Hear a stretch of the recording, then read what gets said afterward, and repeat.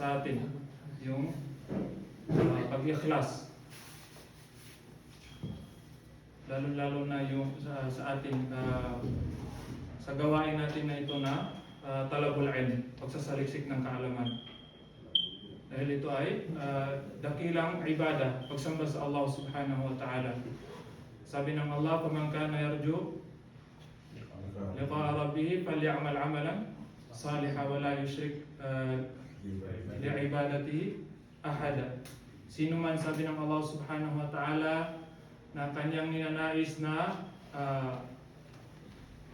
makita, makamtan ang gantimpala ng Allah subhanahu wa ta'ala sa kabilang buhay, falyamal amalan saliha, siya ay gumawa ng mabuti.